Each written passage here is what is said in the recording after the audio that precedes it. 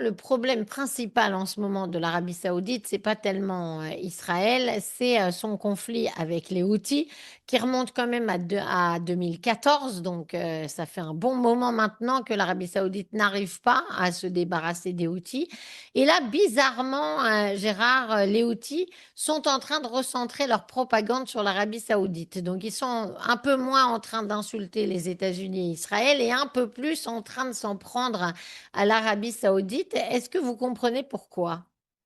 Écoutez, l'ordre de Téhéran est ainsi fait. Donc, l'ordre de Téhéran, qui a commencé il y a quelques mois à envoyer des missiles sur l'Arabie Saoudite, maintenant est poursuivi par les Houthis qui, à leur tour, donc sont intervenus sur l'Arabie Saoudite. Mais n'oublions pas que les Saoudiens, effectivement, ont bombardé les premiers, le régime des Houthis il y a quelques petites semaines lorsqu'un avion des gardiens de la Révolution, donc venant de Téhéran, a déchargé potentiellement des passagers, mais aussi peut-être autre chose. Donc c'était une réaction, donc une action saoudienne initiale qui a enclenché une réaction des Houthis. Donc on a toujours ce couple effectivement très difficile et deuxièmement la liaison entre Sanaa, la capitale du Yémen tenue par les Houthis, et Téhéran.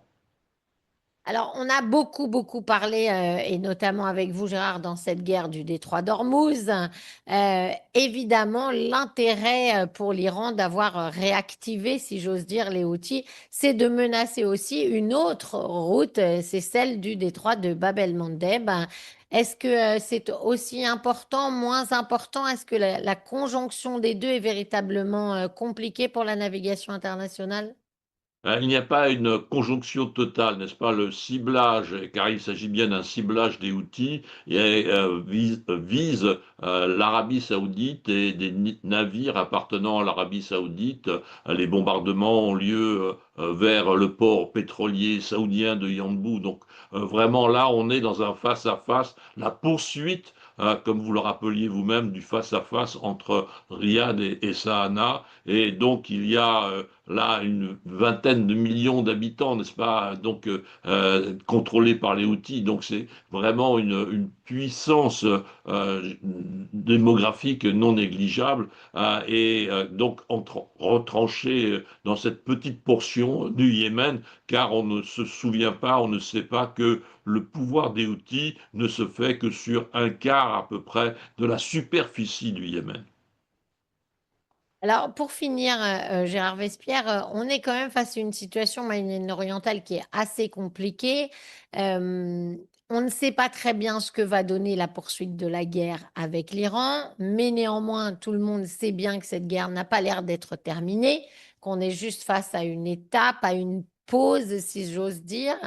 C'est même pas véritablement un cessez-le-feu complètement encadré, puisqu'on était dans les 60 jours de négociations avec l'Iran et qu'on n'a pas vu de nouvelles avancées, loin de là, puisque les frappes sont intervenues entre les deux. Qu'est-ce qu'on peut imaginer aujourd'hui, Gérard Vespierre, comme avenir à court terme? Mais écoutez, on a toujours cette dualité des négociations et des frappes qui ont lieu en même temps, n'est-ce pas? Et donc, le président des États-Unis l'a bien dit, il était prêt à escalader au maximum, mais en même temps, il y avait des négociations qui continuaient avec Téhéran. Donc, on est dans cette dualité, dans ce bras de fer, et il faut s'habituer pendant les jours qui restent, les semaines et les mois, eh bien, à ce que l'on ait cette dualité qui se poursuive tant que l'éclaircissement sur la situation internationale du détroit d'Ormuz n'aurait pas été accepté par les deux parties, tant que Téhéran voudra le contrôle de ce détroit, eh bien, les États-Unis seront obligés, par leur responsabilité mondiale, d'intervenir militairement pour l'empêcher. On a commencé cette conversation sur l'Arabie Saoudite et ses potentielles relations avec Israël. Je voudrais qu'on la finisse, Gérard, avec les alliances d'Israël avec d'autres pays du Golfe. Le président israélien parlait ce week-end avec le roi de Bahreïn. On sait qu'ils font déjà partie des accords d'Abraham depuis 2020, mais il y a aussi plusieurs autres monarchies du Golfe qui commencent à s'intéresser aujourd'hui à parler à Israël. Est-ce que vous êtes optimiste sur une potentiel élargissement des accords d'Abraham à d'autres pays à cause justement de cette guerre avec l'Iran?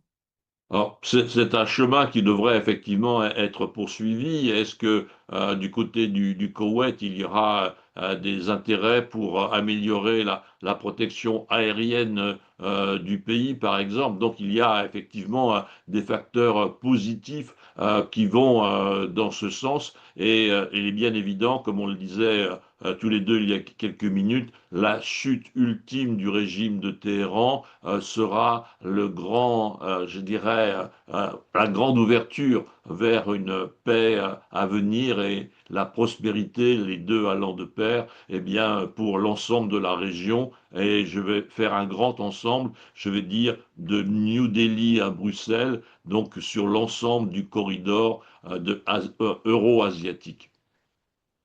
Merci beaucoup, Gérard Vespierre, d'avoir été avec nous ce matin pour ces questions de géopolitique qui sont complexes tout de même. Je rappelle que vous êtes géopolitologue et créateur du site Le Monde Décrypté. On vous souhaite une bonne journée et à très vite.